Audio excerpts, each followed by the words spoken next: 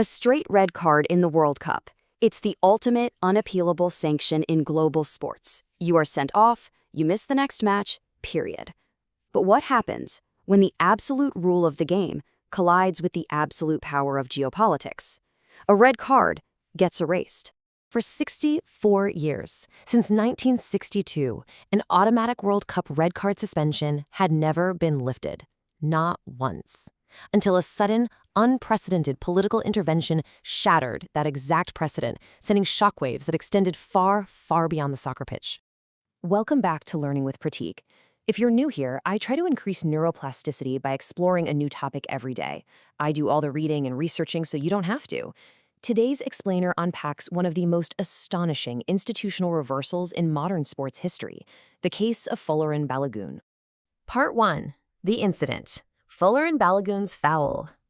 To understand the sheer magnitude of this international incident, we have to trace the timeline. It's Wednesday, round of 32. The U.S. men's national team is up 2-0 against Bosnia and Herzegovina. In the 64th minute, U.S. striker Folarin Balogun steps awkwardly on the ankle of Bosnian defender Tarik Moharamovic. A video review follows, and referee Rafael Klaus issues a straight red card. An automatic one-game ban is immediately triggered. By Friday, Balogun tells reporters he thought a yellow card would have been fair, but he accepts the decision. And then, the timeline rapidly accelerates.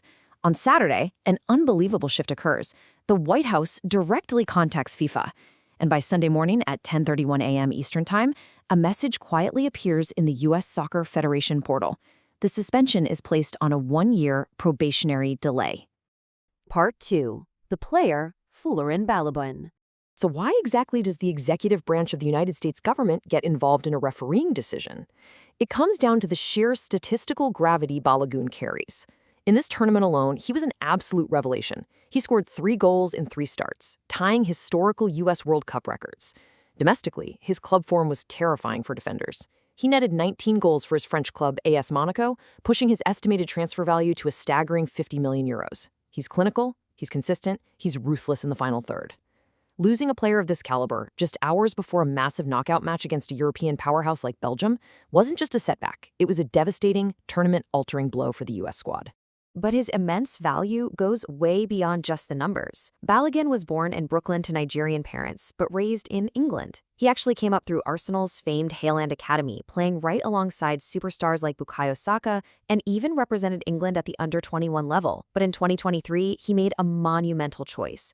He switched his national affiliation to the United States. He explicitly wanted to be the face of the 2026 World Cup on home soil. Prominent analysts and former players have described him as the literal missing piece, the elite goal scorer the American squad had been desperately searching for over the last 30 years. He was the quintessential American dream realized right there on the pitch.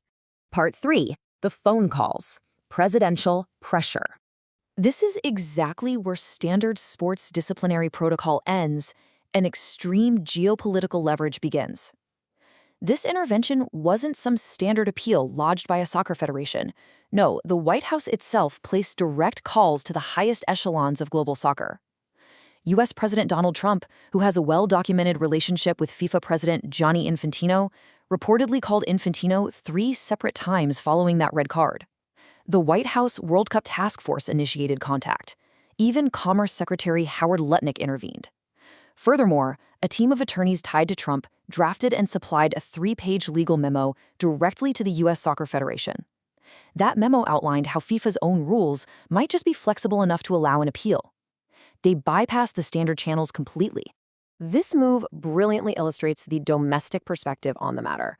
Once the suspension was officially delayed by FIFA, President Trump took to Truth Social, framing the intervention not as an overreach, but as a swift, necessary correction of an overly harsh refereeing error.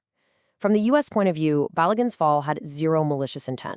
U.S. star Christian Pulisic even publicly noted that much worse fouls had gone entirely unpunished in the tournament. The prevailing narrative domestically was that a head of state had successfully lobbied to correct a great injustice, one that threatened to ruin the host nation's entire World Cup run. Part 4. FIFA's reversal, bending the rules. So how exactly does a global sporting institution justify breaking a 64-year precedent under the glaring spotlight of political pressure? Well, they turned to the fine print.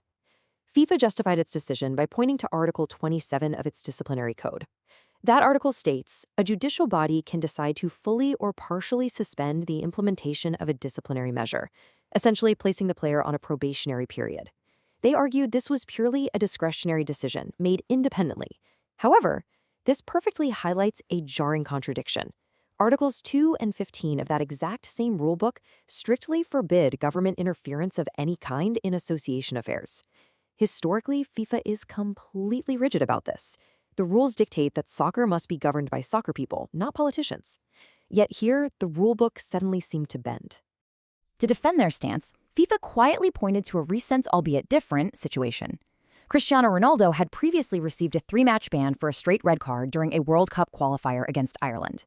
Before this tournament kicked off, FIFA actually used that exact same discretionary power to defer the final games of his ban, allowing him to play.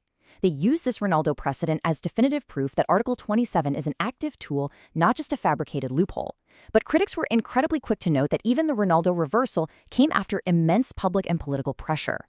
Part 5. Global outrage, a double standard. While American fans celebrated the return of their star striker, the rest of the footballing world watched in absolute astonishment. The backlash was immediate and fierce. The Royal Belgian Football Association stated they were astonished by the ruling, with their coach openly mocking FIFA's actions ahead of their crucial Monday night match. UEFA, the governing body of European football, went even further, accusing FIFA of crossing a red line. To them, this wasn't just some debate over a harsh foul. This was a blatant collapse of sporting integrity. The argument was simple. If a host nation can simply dial up the FIFA president and negotiate an active tournament advantage, the foundational fairness of the World Cup is entirely compromised. And this reveals a glaring institutional hypocrisy. When developing nations experience even minor political involvement in their soccer federations, FIFA's response is historically swift and brutal. India, Zimbabwe, Kenya, Chad, Pakistan, Nigeria, and most recently Nepal in 2026, they have all faced immediate, paralyzing suspensions from FIFA due to government interference. Yet when the most powerful superpower in the world, who also happens to be the tournament's host nation, applies direct executive pressure to alter a matchday squad, the rules flex. This double standard quickly became the dominant storyline, threatening to completely overshadow the actual football being played on the pitch. Which leaves us with a profound contradiction to consider as we watch the rest of this tournament unfold. When institutional rules clash with raw geopolitical power, does the integrity of the game actually survive the final whistle? Let me know your thoughts in the comments below, especially if you have something particular in mind.